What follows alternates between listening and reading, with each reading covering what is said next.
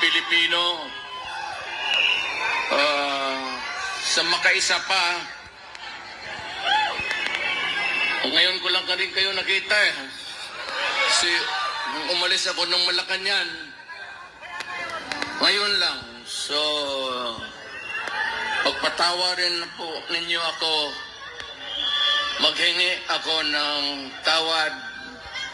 It comes late, but maraming salamat sa inyo. At ginawa ako ninyong presidente. Ikaw lang ang presidente namin, Tatay Digong, na mahal namin lahat. Ikaw lang talaga, PRRD, ang mahal ng taong bayan. Gusto namin bumalik ka, Tatay Digong.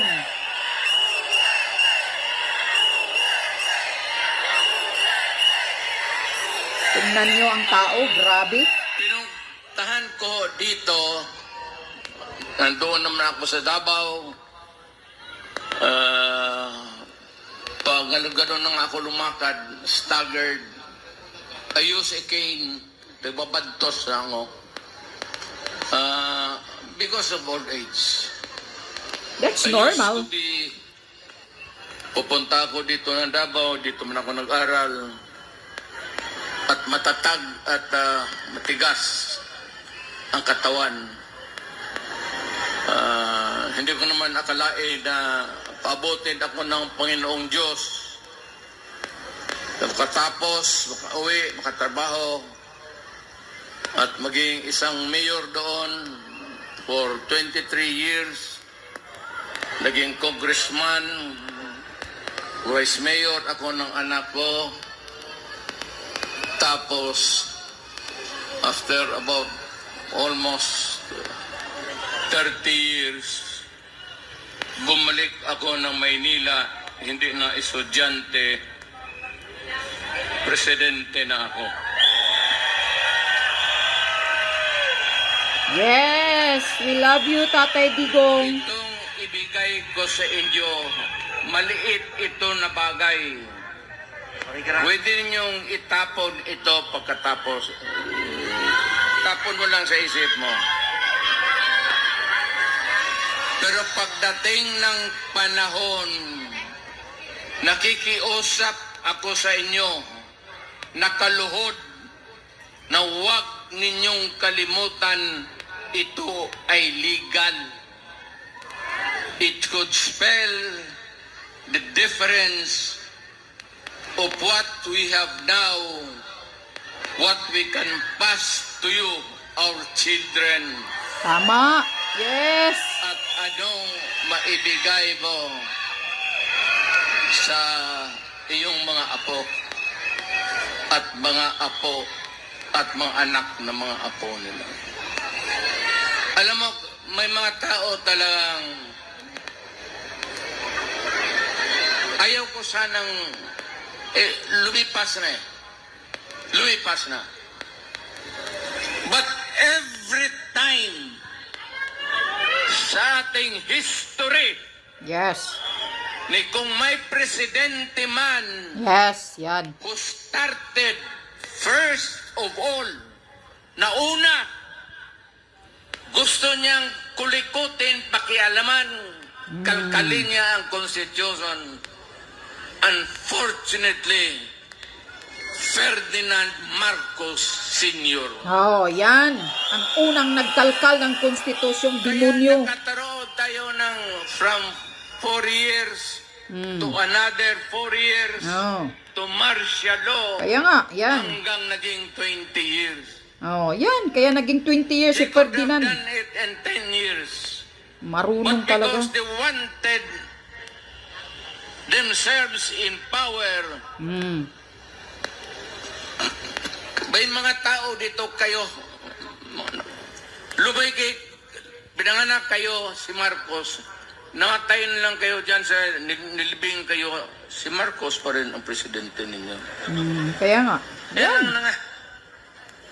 You know, kayo sa likod, yung mga lumad, hindi man tayo magkakaintindihan dyan. Naggago talagang Mga Marcos. Ilocano. Walang hiya. Kapal ng mukha. Kaming mga Bisaya. Akala nila pagmamay-ari nila ang Pilipinas ng walang hiyang Mga Marcos Waray. na yan. Tingnan mo, Mga Moro.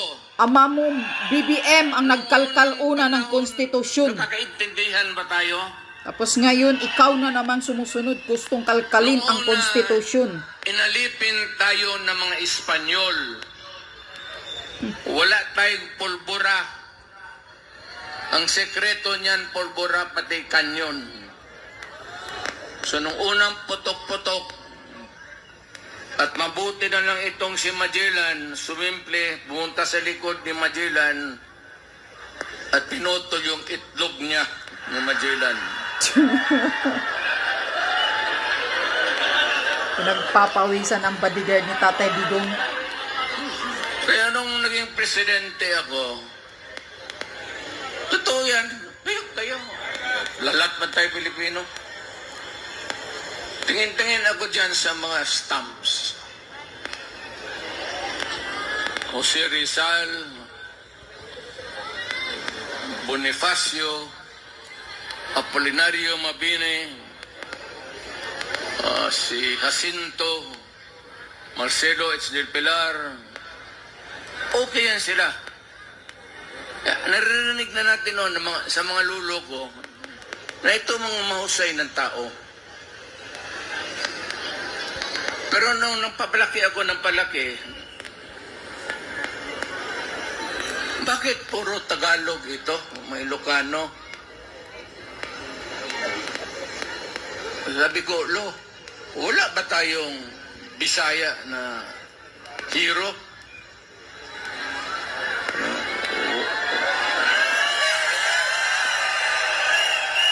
Wala manak.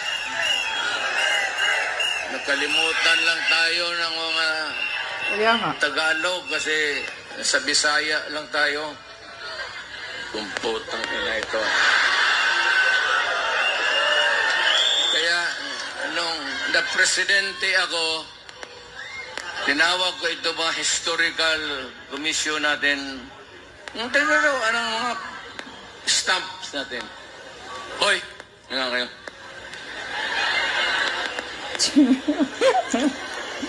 Kami bang mga Bisaya?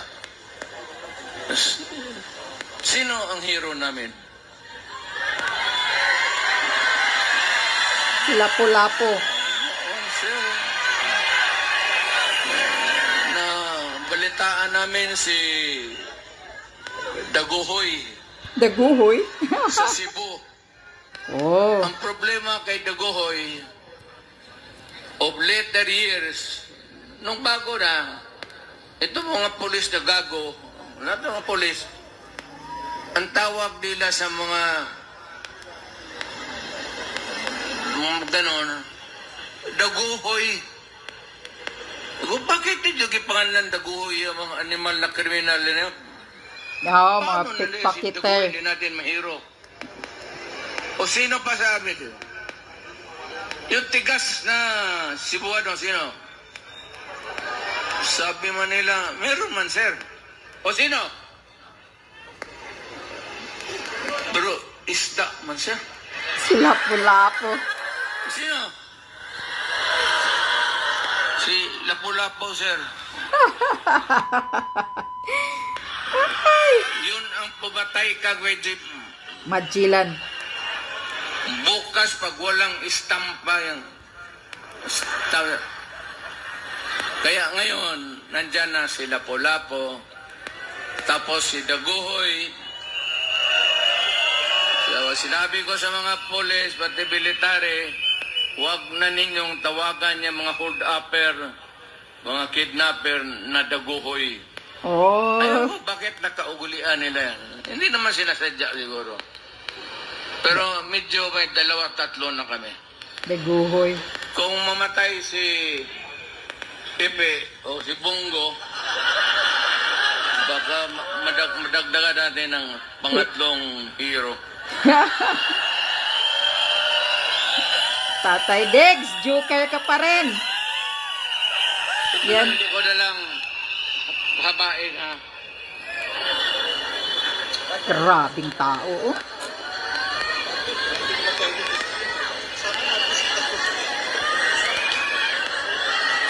Ito ba dalawang papel? Ito yung konstitusyon ngayon. Oh, yan. Makinig ka, BBM. Bantay Lahiya kayo ka. dito. Bantay kayo dito. Yan. It would have a long and lasting, miserable life for you all. Yes, tama. Ito yung konstitusyon natin. Bantayan natin yan, taong bayan, ang Ang konstitusyon. una talang gumalaw nito, iba-iba niya, Ama ni si BBM. Marcos. No, Marcos. Noon. Maliwanag ka hindi. After a few decades, ang pangalawang taong gustong kumalkal ng konstitusyon natin, Marcos rin. Anak rin ngayon. Marcos din. Puting rin. BBM rin. Walang hiya kayo, ha? Yan, sinusunod mo. Dahilan, Ginawa ng ama mo. gusto lang nilang ito. Gusto lang tumatagal manatili sa posisyon. Naging congressman rin ako. Magutang ina kayo. Sabi nila, ito lang mga provision, Oh, edukasyon. kunyari lang yan. Pasukin natin yung mga lahat na, mga Princeton, kung ano yung... Panluluko. Maganda. Okay naman tayo. Kaya nga. Yung UP natin, hindi naman matatalo. Education, advertisement. Para sa akin, hindi na kailangan. Walang. Correct. Hindi na kailangang galawin. Yan ang Walang hiya. excuse ni Marcos noon. Pati ang excuse ni Marcos noon. Oh, excuse. Marcos. Pareho-pareho yung linya. Except dito, sa isang linya lang, nandyan. Yan lang ang target nila. Ito, excuse lang ito para mabuksan lang ang konstitusyon. Kaya nga, gusto lang talagang Ito buksan. lang ang galawin namin. Pag nagalaw yung konstitusyon, walang Jutang ina. makakapara. Lahat na, everything go. Pwede nang maapasukan lahat ng gusto nila. Ang gusto nilang pakialaman, ito, yung termino ng tatay niya, na Yun, binalastog niya, binulastog. at itong konstitusyon ngayon, ni Martin Romualdez, asawa ni Lisa Marcos, Lisa, pati si Bongbong. magkasabwat. Ano ang gusto nila? Pahabaan ang konstitusyon. Kasi noon nga, nilampastagan ni Marcos, Nilang pastangan. napaalis siya sa Pilipinas, sinauli yung original. Pero, ginawang original, pero ang ginawa, one term lang ang president. 6 years, walang re-election. Kagaya sa akin. Yan ang nasa konstitusyon ngayon. Yung konstitusyon na inabot, under which Marcos was elected, ganon rin. One term, 6 years. Ito, excuses na lang ito. Kagaya nito ni Marcos rin noon sa tatay niya. Yan. Puntarya talaga nila, ito, dito, ito. Gustong magtagal sa posisyon na makaupo Term dyan. extension. Yes. Noon po. Yan ang gusto ng mahinayupak na Marcos, demonyo. Ngayon, nakalkali na naman ang konstitusyon. Gustong magtagal, term extension. Constitution, kung saan na siya nahialal, one term, 6 years. Ngayon, gusto nilang tsa-tsa, People's Initiative. Ang balita ko, may pangatlo na yan, Constituent Assembly by Congress. Mukhang inumpasahan na nila kahapon. See, nag-umpisa ng meeting-meeting. Mas madali yun at walang objection. So, kung may galawin man ang konstitusyon, isa lang. Pahabain lang talaga ni Marcos kung anong ginawa ng tatay niya, Sundin niya. gagawin niya. Yon, yan. See? Narinig mo yan, BBM? Na-elected ako under Nandiya this ka? constitution. Wala kang It panindigan. says that I served 6 years. Then after that, I go out. Correct. Yan ang tama. Pusang loob. Na hindi ganid sa posisyon. Hindi buaya. Pero itong mga tao talaga, Marcos doon, unang panahon, Marcos dito, Yan ang mabuaya. panahon ng Marcos, napakialaman talaga yung konstitusyon.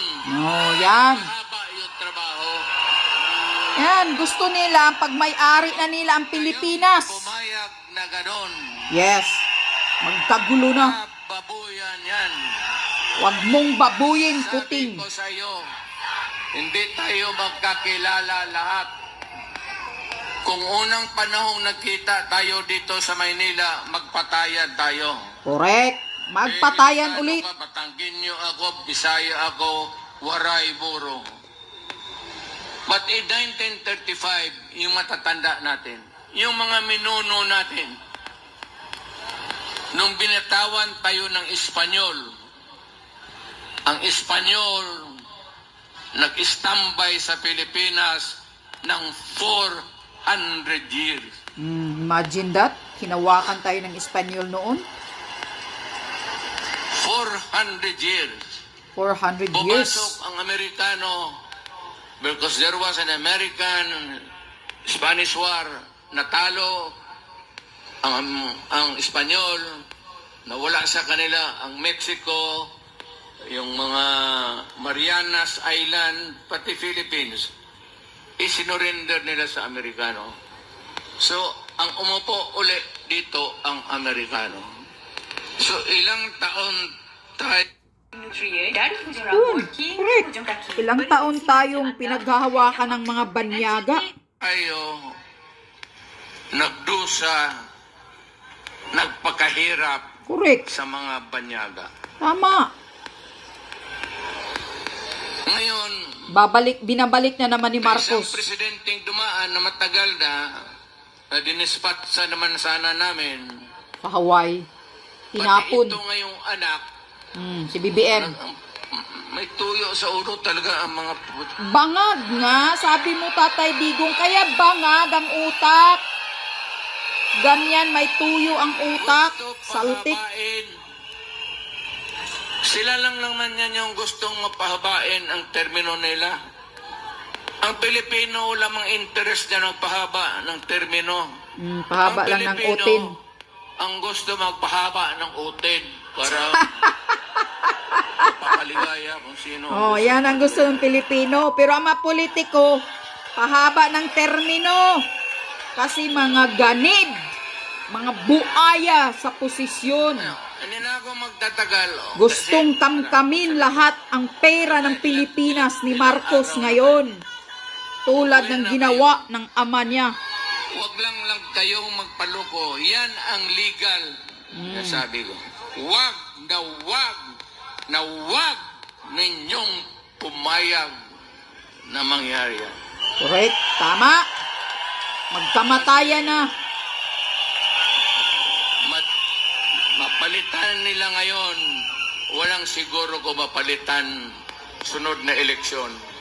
Kaya nga. Kasi ang gusto nila presidential republican type of government. Ang Pilipino, tayong lahat dito, may isang boto para sa presidente. Ngayon, ang gusto nila itong Congress, i-email, tutunawin nila, gawain nilang parliament. Yes, yan ang gagawin nila. Ang boto sa presidente o prime minister, ang tawag na dyan hindi presidente, prime minister na, ang mga assemblyman o kaya yung mga congressman ngayon, hindi na kayo makaboto. Nada. No more. Kaya huwag kayong pabayag. Mas kinamatunaw na yung mga kamay ninyo. Sabihin ninyo doon sa kapitbahay ninyo, kapag pumirma ka niyan, papatayin kita. Magpatayan na lang tayo dito lahat. Huwag kayong pumayag sa kabalustugan na yan. Yes. Masisira ang Pilipino. Correct. You would lose your direct vote. Ako gusto ko si Marcos. Ako gusto ko si Ramos. Ito, isang boto ko lang to. Oh. Ito, gusto ko si Villar. Isang boto lang. Pag tinunaw nilang yung konstitusyon ngayon, kaya nga. at yung sabi nilang bagong konstitusyon, itutunaw na nila, ang lalabas niyan, ang presidente maging prime minister na. Ganyan ka mga manggagago. Yung mga congressman ngayon, assemblyman na, wala ng Senate, wala ng House of Representatives. Correct. Ganyan ka manggagago, manluluko itong mga Marcos. Kung sakali man, itapon lang ninyo ang oras, kung sa anong oras kayo mag-umpisa dito, pagka ganon, well, meron akong ipagbilin sa inyo. Hindi pa naman talaga, at saka ako naging presidente. Awang-awa ako sa military. Mababait yan sila. Awang-awa ako sa mga polis. Yes, dapat lang, pero wag silang makialam sa mga gusto ng taong bayan. Pero sila sa trabaho nila, medyo talagang matino yan sila. I would like to caution you that hindi pa tayo umabot ng critical na mapunta sa Malacanang. Iwasan na naman muna. Ay, paghilain na namin si Kuting, wag silang makialam ang mga military. Dahil talagang hihilain si Kuting, darating ang panahon. Sabi ni Captain Dado yan. Wala, hindi naman tayo iniistorbo. Kaya kayo mga pulis at military, wag kayong magbulag-bulagan, magsipsip, dahil alam nyo. Demonstration ba tayo? Demonstration. Dito lang muna tayo. Let us not go into the seat of the governing power. Kasi doon may mga national treasures tayo. Kagaya nung una nangyari kay Marcos, pasok ang Malacanang, marami ang nasira. Hindi man kanila yon sa Malacanang. Correct. Atin dyan sa Pilipino. Kaya nga. Ano sa Tagalog? Bahandi. Ano bang bahandi? Yung lahat ng sa Malacanang, pwersa lang ang jacket nila, pati pante. Yung lahat dyan, mga paintings, lahat makita mo, kayamanan ng Pilipino yan. Correct. Pira ng bayan yan, hindi yan pira ng Marcos. Muna doon, at kung magpunta to doon, huwag natin sirain. Ang huwag ninyo kalabanin ang pulis, pati Of course, hindi sila kalaban, basta huwag silang makialam. Kung pagdating ako ng paagitna, kasi ayaw ko, naging presidente kasi ako, naintindihan ko trabaho. Pero Tatay Diggs, darating din ang panahon. Mahal ko ang militar. Mahal ko ang mga polis.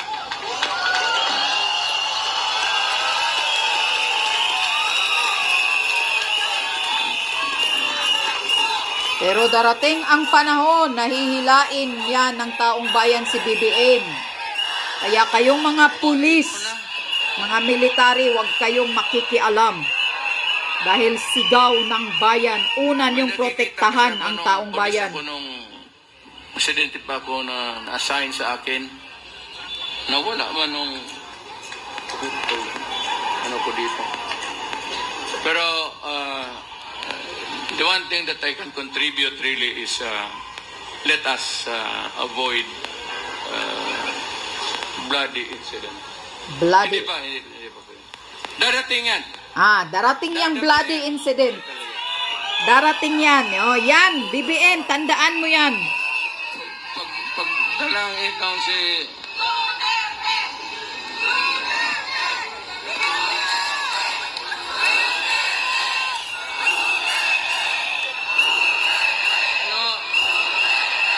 Ano mo,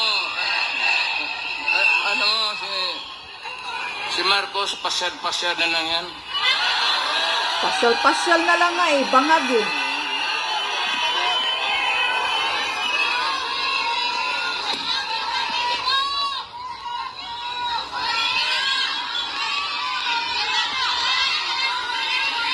Wala nang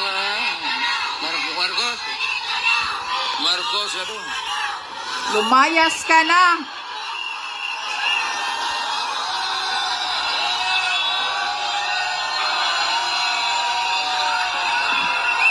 Okay, so ayan, Kuting. Narinig mo? Ang sinasabi ni PRRD, darating din kami dyan sa bloody na mangyayari sa iyo. Dahil kayong mga Marcos ay talagang mga wise kayo, mga tricky, mga mambubudol, manluluko, kasabwat yung asawa mo at si Tambaloslos. Sabi ni PRRD, ang motibo talaga ninyo kaya gusto nyong kalkalin chat-chat-chat kayo charter change kasi gusto nyong kalkalin at palitan ang term extension para may rason kayo na pwede kayong makaupo ng matagal sa Malacanang tulad ng ginagawa mo ng tarantadong demonyo ng ama mo noon, Ferdinand Marcos. Sana kinaladkad na siya ni Satanas doon sa kamatayan niya. Mga ganyan kayo. Unang kumalkal ng konstitusyon pala yung ama mo. Ngayon ikaw, kaya sinusunod mo ang yapak ng kagaguhang kabulastugan ng ama mo. Dahil nagpadala ka sa sulsol ni Romualdez at ng asawa mong walang hiya na Lisa. Kaya yan ang tandaan mo, BBM. Darating ang panahon, hihilain kayo ng taong bayan tulad ng ginagawa sa ama mo. Hindi mo nakikita kung ano ang nararamdaman. Hindi mo naririnig ang boses ng taong bayan dahil mga manhid kayo. Wala kang pakialam, wala kang pakiramdam na pagkapresidente. Wala kang kumpasyon, wala kang hiya sa ginagawa mo sa bayan. Yan ang katotohanan mong pagkatao, Kuting. Ang gusto mo lang pasyal-pasyal, travel here, travel there. Sa buong mundo, nagpapakita kahit sinusuka ka na ng ibang bansa. Pakapalan ka na lang ng bukha. Wala ka namang nagawa. 2 years na.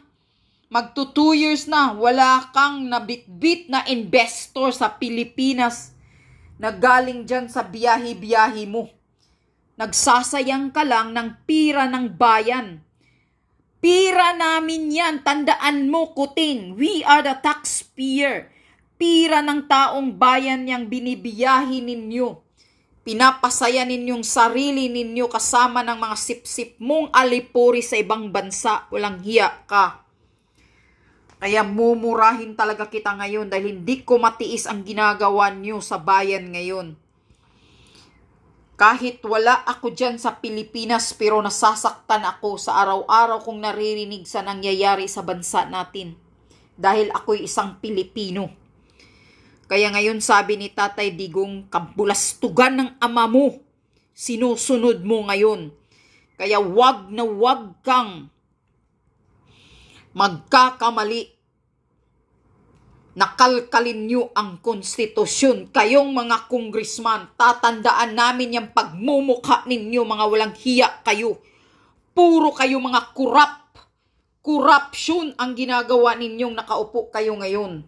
Left and right ang korupsyon. Isa pa yung PCSO, ang luto na pinasabog ni Sandra Cam ngayon. Isa pa yan. Ang nananalo pamangkin lang ni Lisa Aranita, nananalo ng 10 times daw. Sila lang, kayo lang, manipulado ninyo kung sino ang nananalo sa luto. Kaya pala sa isang buwan, 2 bisis ang nananalo ng bilyunis, mga hinayupa kayo. Pira ng taong bayan niya na para sana ipamimigay at itutulong sa mga taong bayang nangangailangan ng may sakit.